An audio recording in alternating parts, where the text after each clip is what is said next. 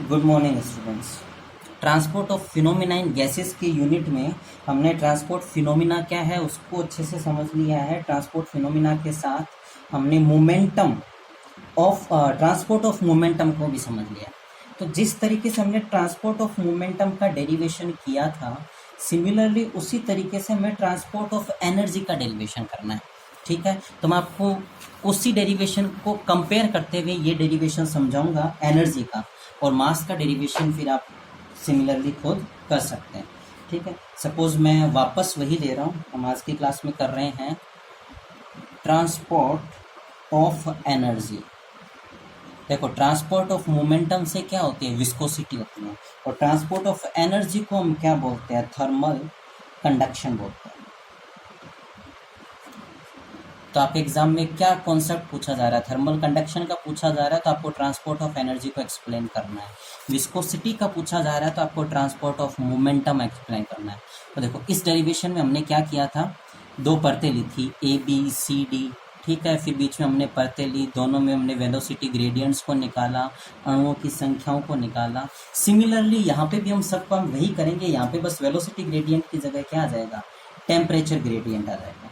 तो देखो हमारे पास क्या रहेगा फाइनली, मैं दो परत लेता हूँ, एक परत है ए बी और दूसरी परत क्या है सी डी। हमने एक बीच में एक रेफरेंस परत ली क्यू, इस क्यू से एक परत ऊपर ले ली हमने P Z plus lambda distance पर, एक परत हमने नीचे ले ली R Z minus lambda distance पर। ठीक है, यहाँ से यदि आप आर से क्यू पे जा रहे हो तो एकांक आयतन और एकांक समय में अणुओं की संख्या N C bar by 6, last derivation में अच्छे से एक्सप्लेन की है। या फिर यहाँ से भी आप यदि नीचे जा रहे हो तो अणुओं की संख्या क्या है, एन सी बार बाई 6।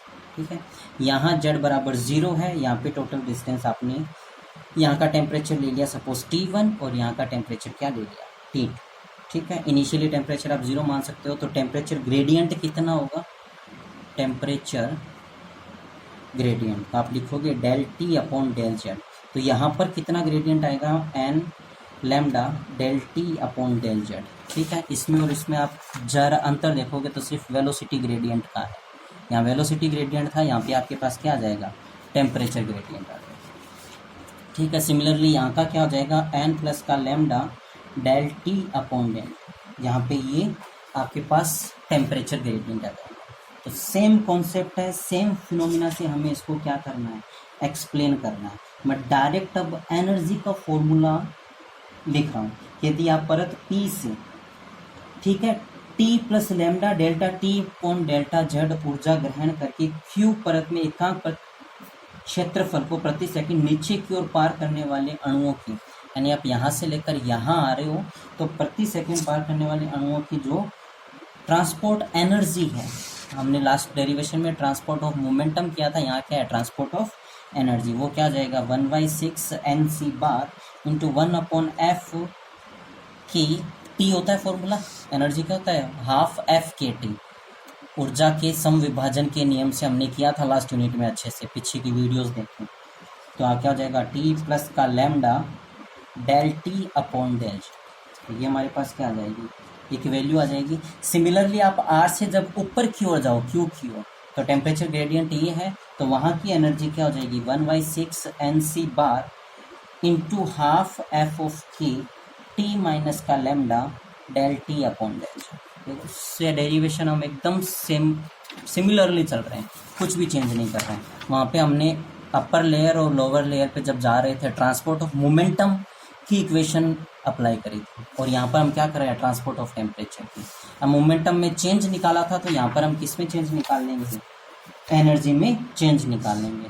तो सिमिलरली जैसे वहाँ पे मोमेंटम में क्या चेंज आया था, माइनस का 1/3 mn ये चेंज आया था, क्योंकि यहाँ से यह क्या हो जाएगा, कैंसिल आउट। तो मैं यहाँ पे भी वैल्यू क्या है डायरेक्ट पुट करता हूँ, तो आंसर आ जाएगा माइनस का 1/3 एन सी इंटू एफ के T by 2 lambda delta T upon delta Z. तो ये 2 है, वो इसके साथ मिक्स होकर 6 हो जाता है, दिखाती है।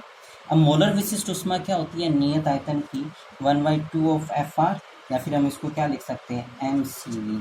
तो एफ जो है उसकी वैल्यू क्या हो जाएगी, 2mCV अपॉन के, कोई दिक्कत नहीं है। ये एफ की वैल्यू हम यहाँ पे क्या करेंगे, पुट करेंगे तो हमारे पास नई फॉर्म क्या आ जाएगी, जे की, जे ऑफ यू की -1/3 mn C C V lambda delta T upon delta, ये हमारे पास वैल्यू आ गई।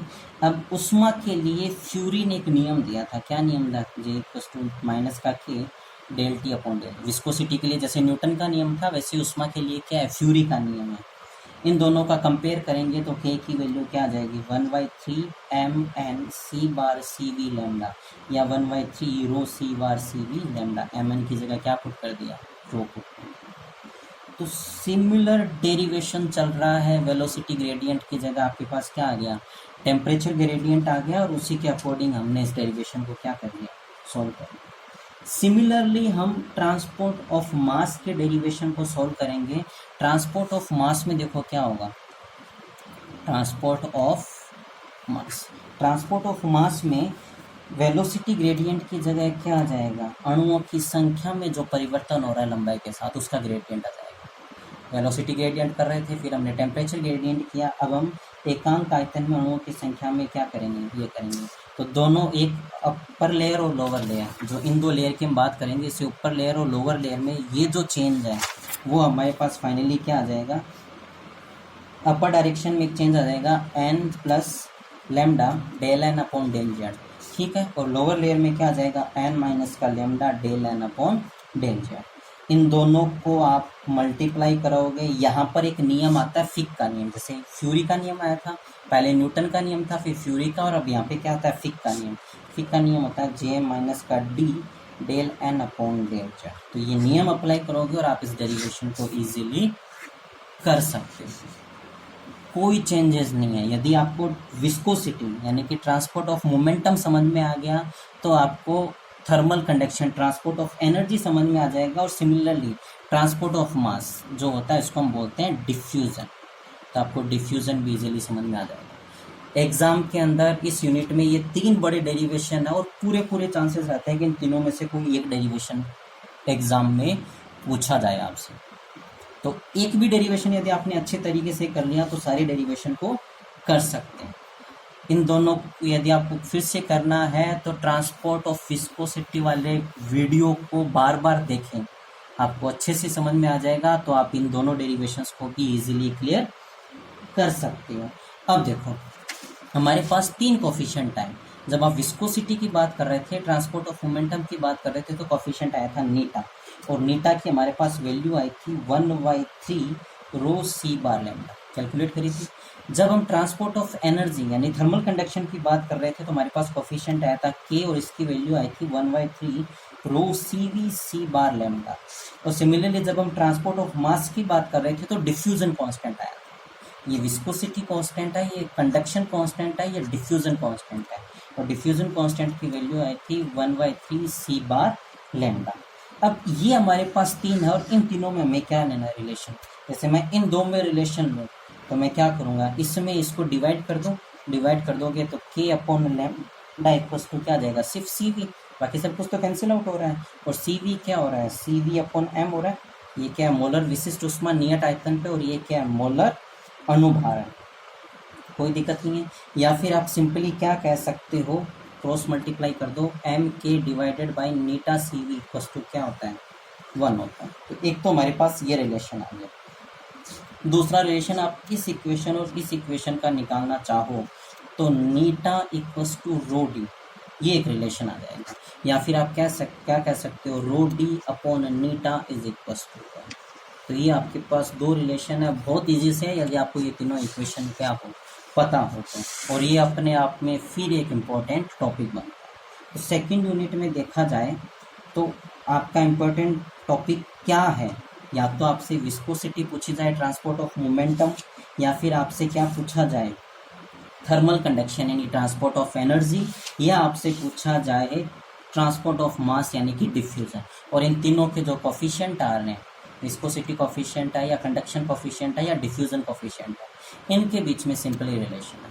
तो इस इक्वेशन में इसको डिवाइड करोगे तो एक रिलेशन आ जाएगा, और फर्स्ट में थर्ड को डिवाइड करोगे तो सेकंड रिलेशन आ जाएगा।